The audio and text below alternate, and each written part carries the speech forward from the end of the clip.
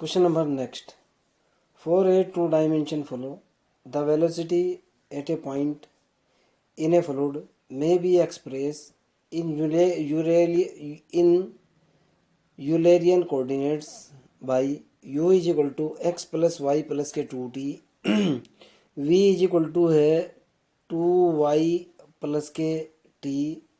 Determine the Lagrangian coordinate as a function of initial position of x note y note and t note.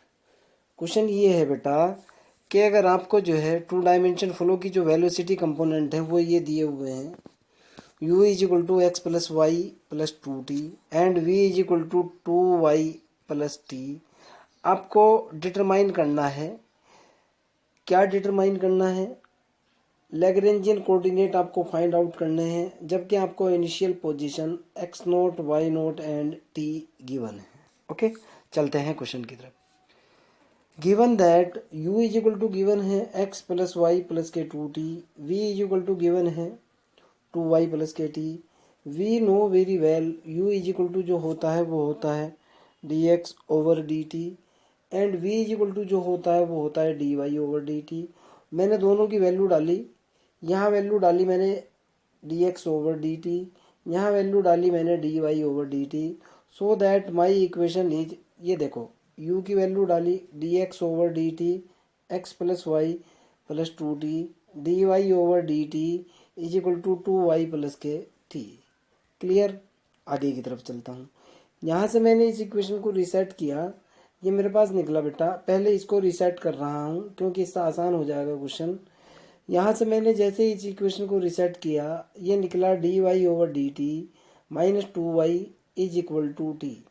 Okay, और आप इस चीज़ को बहुत अच्छे तरीके से जानते हो. 12th क्लास के अंदर आपने एक डिफरेंशियल इक्वेशन पढ़ी थी, d Y by D x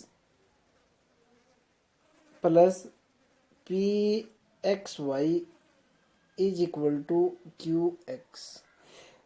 ये डिफरेंशियल इक्वेशन 12th क्लास के अंदर भी आपने इस डिफरेंशियल इक्वेशन को पढ़ा था. बीएससी का जो डिफरेंशियल इक्वेशन है वहाँ भी आपने इसको पढ़ा. D Y by D x plus K P x Y is equal to Q X, where P is the function of X and Q is also function of X. This is known as linear differential equation. Linear differential equation आप बहुत अच्छे से जानते हो. Okay, सो ये मेरे पास जो differential equation है ये लीनियर डिफरेंशियल इक्वेशन है. और लीनियर डिफरेंशियल इक्वेशन के सॉल्यूशन के अंदर एक कॉम्प्लीमेंट्री, एक पर्टिकुलर इंटीग्रल होता है, सॉरी एक इंटीग्रल फैक्टर होता है और एक जनरल सॉल्यूशन होता है. ये जो डिफरेंशियल इक्वेशन है ये इस टाइप की डिफरेंशियल इक्वेशन है. देखो आप, D Y by D x plus K P x Y is equal to Q X, where P is the function of X and Q is also function of x.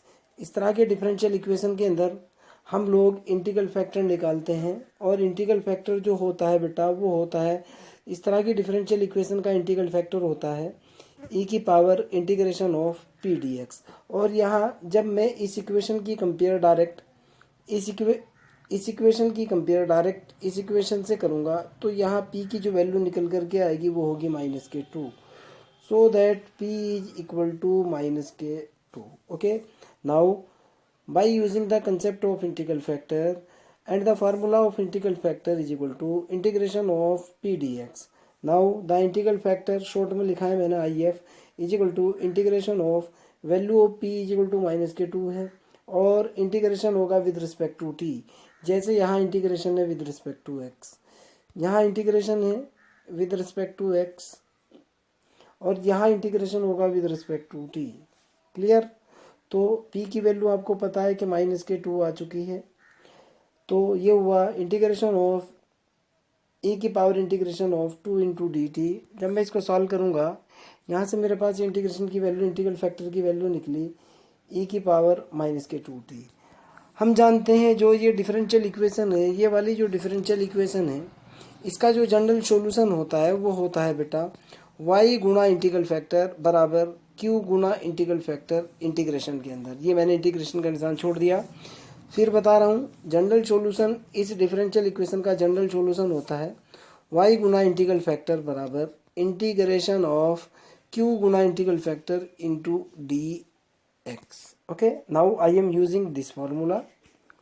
ये मेरे पास निकल कर के आया बेटा, देखो आप, ये डिफरेंशियल इक्वेशन किसके अंदर है, y के अंदर है, तो y गुना इंटीग्रल फैक्टर होना चाहिए। ये देखो आप, ये हुआ मेरे पास y इंटू इंटीग्रल फैक्टर की वैल्यू e की पावर -2t है, इंटीग्रल फैक्टर की वैल्यू e की पावर -2t है। इस फार्मूले के अंदर मैं रिजल्ट रख रहा हूँ, यहाँ इंटीग्रेशन का निशान इंटू dx है। ओके, देखो आप, तो इंटीग्रल y गुना e की पावर -2x बराबर इंटीग्रल फैक्टर गुना q into d x plus arbitrary constant c। क्यों, इंडेफिनिट इंटीग्रल है। अब अगर मैं q की बात करता हूँ, यहाँ मेरे पास जैसे ही मैं इन दोनों इक्वेशन की तुलना करूँगा, ये मेरे पास एक इक्वेशन ये है और एक इक्वेशन ये है, तो जाहिर सी बात है t is equal to q निकल करके आएगा। So that by comparing this equation by this equation, t is equal to q.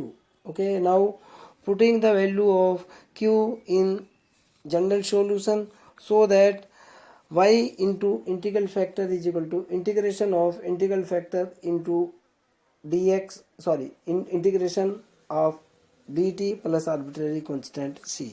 So q की जो वैल्यू है, q इज इक्वल टू मेरे पास कितना है, वो है t। मैंने इंटीग्रल फैक्टर की वैल्यू डाली y गुना इंटीग्रल फैक्टर बराबर इंटीग्रेशन ऑफ इंटीग्रल फैक्टर की वैल्यू मैंने ये डाल दी डायरेक्ट, इंटीग्रल फैक्टर गुना q की वैल्यू मेरे पास t है इंटू डी टी प्लस सी। c1 मान लो, c मान लो, कोई फ़र्क नहीं पड़ने वाला। आपके पास फार्मूला होता है जब दो फंक्शन मल्टीप्लिकेशन के अंदर होते हैं, ओके, और उनका इंटीग्रेशन करना होता है, तो first as it is integration of second minus integration of differentiation of first integration of second. मैं डायरेक्ट इसी का यूज़ करूँगा। और यहाँ एक आइलेट फॉर्म होती है, आई का मतलब होता है इनवर्स, एल का मतलब होता है लॉगरिथम, ए का मतलब एल्जेब्रिक, टी का मतलब ट्रिग्नोमेट्री, ई का मतलब एक्सपोनेंशियल। मैंने डायरेक्टली इसके अंदर आइलेट का यूज़ किया और इसके ऊपर ये डायरेक्ट फार्मूला लगा दिया इंटीग्रेशन बाई पार्ट वाला। तो मेरे पास जो रिजल्ट निकल करके आया बेटा, ये मेरा क्वेश्चन था, देखो आप, y is equal to E की power -2t is equal to integration of ई की power -2t into T into D T. इसको इंटीग्रेशन बाई पार्ट का यूज़ कर रहा हूँ मैं। तो ये हुआ मेरे पास y इंटू ई की पावर -2t। आवाज़ आ रही, थोड़ा सा हल्का खोल लो पानी, हेलो। यहाँ से मेरे पास हुआ t इंटू ई की power -2t into D T, Y into E की power -2t as it is, ये मेरा first function as it is, integration of second minus differentiation of first जो कि t के बराबर है, integration of second and plus arbitrary constant c1। Okay, आगे की तरफ चलते हैं। यहाँ से मेरे पास ये वाला फंक्शन तो एज इट इज निकल करके आया। ओके, इस c1 को मैंने सबसे पहले c1 लिख लिया। अब जैसे ही मैं इसका इंटीग्रेशन करूंगा, ई की पावर -2t का इंटीग्रेशन होता है ई की पावर -2t अपॉन -k2, जानते हो आप। तो ये निकल गया बेटा मेरे पास t ई की पावर -2t डिवाइडेड बाई -1/2, और -1/2 से ये निशान हो जाएगा नेगेटिव। क्लियर, आगे की तरफ चलते हैं। इसका डिफरेंशिएशन हो चुका 1 और ई की पावर -2t का इंटीग्रेशन हुआ ई की power -2t upon -k2, -k1/2, तो ये ई की power -2t into D T.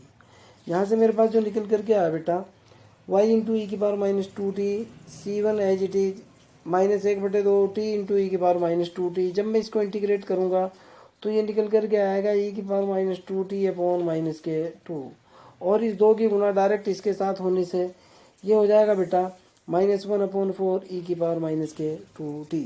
Clear. और एक बात और भी है, ये माइनस का निशान यहाँ से चला हुआ है, माइनस से प्लस होने के बाद ये माइनस होगा, ध्यान से देखना है बेटा, यहाँ माइनस है ना, माइनस से माइनस होने के बाद ये प्लस होगा, ये वाला प्लस होगा, और प्लस के जस्ट बाद जो है ये वाला माइनस हो जाएगा। ओके, यहाँ ये प्लस है, प्लस माइनस की मिस्टेक छोटी मोटी हो सकती है, करेक्शन करते हुए चलूँगा मैं। ओके, आगे की तरफ चलते हैं। तो y इंटू ई की power -2t is equal to c1 ये हुआ। अब मैंने 1/4 दोनों में से कॉमन ले लिया और ई की पावर -2t भी कॉमन ले लिया, -1/4 और ई की पावर -2t कॉमन लेने के बाद यहाँ मेरे पास बचा 2t और प्लस के 1। आप खुद से देख सकते हो, मैंने -1/4 ई की पावर -2t दोनों में से कॉमन लिया, जो रिजल्ट बचा वो 2t प्लस 1 होगा। ओके, सो दैट अब मैंने क्या किया, ई की पावर -2t से डिवाइड लगा दिया, तो ये वो निकला बेटा मेरे पास C1 बटे ई की पावर -k2t होगा, लेकिन ऊपर जाने से ये हो जाएगा C1 ई की पावर 2t, जो कि रिजल्ट मेरा ये रखा हुआ है। और यहाँ इसके डिवाइडेशन में होगा ई की पावर माइनस के 2t होगा, इस 2t से 2t कैंसिल हो जाएगा, ये बच जाएगा। Clear, no problem. और ये निशान है मेरा यहाँ प्लस का। आगे की तरफ चलते हैं। चूँकि ये देखो ये प्लस का निशान है बेटा, ये छोटी मोटी मिस्टेक हो सकती है, दिस इज प्लस साइन। तो y इज इक्वल टू जो निकला मेरे पास c1 e की power 2t minus 1/4 2t plus k 1। Now मेरे पास dx ओवर dt की जो वैल्यू दे रखी है बेटा, ध्यान से देखना है आपको। The value of dx over dt, पीछे जा रहा हूँ मैं, ये देखो आप, dx ओवर dt की वैल्यू दे रखी है x plus K y plus के 2t, और dy ओवर dt की वैल्यू दे रखी है 2y प्लस के t। मैं डायरेक्ट इसका यूज़ करूँगा, यहाँ y की वैल्यू डालूंगा, dx ओवर dt से x की वैल्यू निकालने की कोशिश करूँगा। ओके, सो दैट मेरे पास जो रिजल्ट आया, ये y की वैल्यू मेरे पास ये निकल करके आई है, और dx ओवर dt मेरे पास x plus K y plus के 2t है। मैं कहना चाह रहा हूँ putting the value of y in equation A, suppose that this is my equation A. मैंने y की ये वैल्यू यहाँ पुट कर दी इसकी जगह। ओके, वैल्यू पुट करने के बाद मेरे पास जो रिजल्ट निकल करके आया बेटा, देखो ध्यान से, dx ओवर dt यूँ का दूँ, ये मेरा x एज इट इज, देखो आप x as it is, y की वैल्यू डाली मैंने c1 e की पावर 2t, और ये है यहाँ पे c1 e की पावर 2t के बाद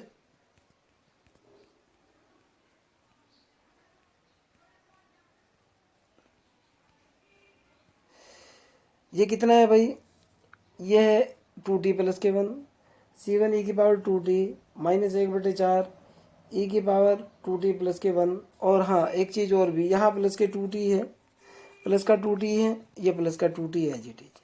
क्लियर। तो अब मैंने इसको सॉल्व किया, dx over dt is equal to मेरे पास कितना निकला, इसको इधर लेकर के गया, ये हुआ माइनस एक्स, c1 e की पावर 2t, और मैंने यहाँ से 1/4 कॉमन ले लिया। 1/4 कॉमन लेने के बाद मेरे पास बचा, माइनस का 1/4 कॉमन लिया, ये हुआ 2t प्लस के 1, और ये हुआ जब 1/4 कॉमन लूँगा माइनस के 8t, ये माइनस का निशान है यहाँ पे। ओके, आगे की तरफ चलता हूँ। तो भाई इसी को मैंने रिसेट करके लिखा, ये हुआ dx over dt minus k x is equal to c1 e की power 2t minus 1/4 2t plus k 1 minus के 8t। ओके, आगे चलता हूँ। तो अब देखो बेटा मैंने क्या किया, dx over dt minus k x is equal to c1 e की पावर 2t माइनस के 1/4। अब ध्यान से देखो, ये 2t है, ये 8t है, जाहिर सी बात है माइनस 6t बचेगा, प्लस का 1 बचेगा। ओके, यहाँ से मैंने फिर माइनस का निशान कॉमन ले लिया, ये माइनस कॉमन लेकर के ये हो चुका मेरा प्लस, ये वाला एज इट इज, ये वाला ये वाला एज इट इज 6t, और ये हुआ माइनस का 1, नो प्रॉब्लम। आगे देखता हूँ, ये भी मेरे पास उसी तरह की डिफरेंशियल इक्वेशन है। This differential equation is also this type of differential equation, और ये डिफरेंशियल इक्वेशन मेरे पास लीनियर डिफरेंशियल इक्वेशन है, जो कि सीधी सी इस फॉर्म में dy by D x plus K P Y is equal to Q X. और इस तरह की डिफरेंशियल इक्वेशन का इंटीग्रल फैक्टर होता है, वो होता है इंटीग्रेशन ऑफ ई की पावर पी डी एक्स। ये मेरे पास लीनियर डिफरेंशियल इक्वेशन है। मैं इसका पी आई निकालू, सॉरी आई एफ निकालूंगा, इंटीग्रल फैक्टर निकालने की कोशिश करूंगा। जब मैं डायरेक्ट इसकी तुलना इससे करूंगा, ओके, तो यहाँ मेरे पास जो है बेटा, ध्यान से समझने की कोशिश करना, यहाँ टी की वैल्यू जो है ना वो 1 है। देखो आप, टी की वैल्यू 1 है, पी इंटू वाई, जो डिफ्रेंशिएशन यहाँ है वो यहाँ है, उसके बाद यहाँ ये अलग से है। यहाँ टी इज इक्वल टू कितना है बेटा, 1 है। इंटीग्रल फैक्टर में इसकी हेल्प से निकालूंगा, सो दैट मेरे पास जो, और मेरे पास ये जो डिफरेंशियल इक्वेशन होती है, इसका जो जनरल सॉल्यूशन होता है वो होता है बेटा y गुना integral factor is equal to integration of integral factor into k into d x, और इंटीग्रल फैक्टर होता है इंटीग्रेशन ऑफ ई की power p into d x. Now I am calculating the value of, ये मेरे पास differential equation है, मैंने फिर से डिफरेंशियल इक्वेशन लिख दिया है। ऊपर वाला ये देखो आप, D X over D T is minus K X is equal to C one E की पावर 2t 1/4 2t माइनस के 1, sorry 60 minus 1. This is my differential equation. Now I am calculating the integral factor. यहाँ से t is equal to -1 होने से ये निकला, e की integral factor निकला मेरे पास e की पावर माइनस के 1 into D T, so that e की पावर माइनस के t। अब मैंने इसका जनरल सॉल्यूशन निकाला, जनरल सॉल्यूशन जो होगा x गुना e की पावर माइनस के t, x गुना इंटीग्रल फैक्टर बराबर यहाँ मैंने आर्बिट्रेरी कांस्टेंट पहले से ही ले लिया। इंटीग्रेशन ऑफ डायरेक्ट इसका इंटीग्रेशन होगा, इस वाले का इंटीग्रेशन होगा। ई की इंटीग्रल फैक्टर की वैल्यू मेरे पास ई की पावर माइनस टी टी है। ई की पावर माइनस टी की वैल्यू की गुना मैंने डायरेक्ट इंटीग्रल फैक्टर के साथ कर दी, जो कि सॉरी इधर क्यू की गुना मैंने डायरेक्ट इंटीग्रल फैक्टर के साथ कर दी, जो कि ई की पावर माइनस टी के बराबर है। ई की पावर माइनस टी मेरा इंटीग्रल फैक्टर है और क्यू ये मेरा क्यू एक्स रखा हुआ है। ओके, यहाँ से मेरे पास जो रिजल्ट निकल करके आया बेटा वो ये निकला, एक्स ई की power minus t is equal to C two. अब मैंने इसका अंदर गुणा कर दिया। अंदर गुणा करने के बाद ये मेरे पास निकला, टू टी में से एक टी गया, सी वन ई की पावर टी 1/4 ये निकला, डायरेक्ट टी की पावर माइनस की टी, और ये निकला 60 minus 1 into D T. Okay, आगे की तरफ चलते हैं। यहाँ से मेरे पास जो निकल करके आया वो डायरेक्टली ये निकला, सी की power minus t is equal to C two. मैंने इसको इंटीग्रेट किया, ई की पावर माइनस टी है, 1/4 मेरा है जी टी। ये मेरा फर्स्ट फंक्शन, सेकंड फंक्शन।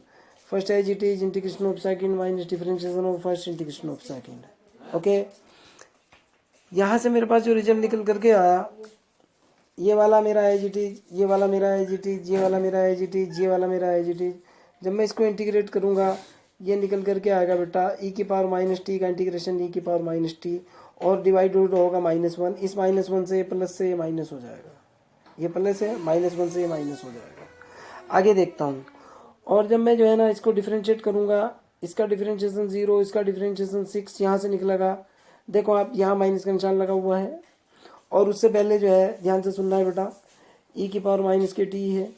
तो जब मैं इसको डिफ्रेंशिएशन करूँगा, डिफ्रेंशिएशन करने के बाद ये मेरे पास निकल करके आएगा बेटा 6/4 ई की power minus k T. Okay, 6/4 ई की power minus k T, no problem. और मेरे को एक डाउट भी है, शायद मैंने कहीं ना कहीं प्लस माइनस की गलती कर दी है।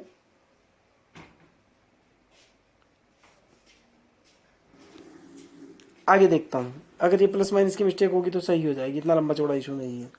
ये मेरे पास निकला एक्स ई की power minus k t is equal to C1 C2, ये निकल गया। और मेरे ख्याल से यहाँ से ये प्लस होना चाहिए।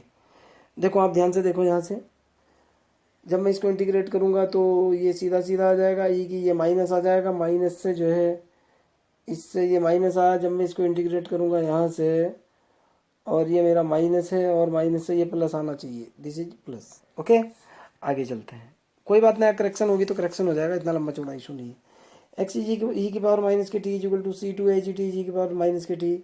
अगर मैं यहाँ से 1/4 कॉमन लेता हूँ, ये -1/4 कॉमन ले लिया मैंने यहाँ से। अब समझने की कोशिश करना बेटा, तो यहाँ से मेरे पास जो बचेगा ये प्लस है। देखो बेटा, समझने की कोशिश करो, यहाँ प्लस है, माइनस का 1 है, प्लस का 6 है, तो प्लस का कितना हो जाएगा, 5 हो जाएगा। अर्थात यहाँ ये निशान पॉजिटिव है, जो कि मैंने मिस्टेक कर दी है। प्लस माइनस की मिस्टेक हो सकती है लिखने में। मैंने जैसे ही दोनों में से 1/4 और ई की पावर टी कॉमन लिया माइनस के निशान के साथ, ये बचा 60, और ये प्लस 6 है, माइनस का 1 यानी plus k 5। Okay, so that I am using the boundary condition.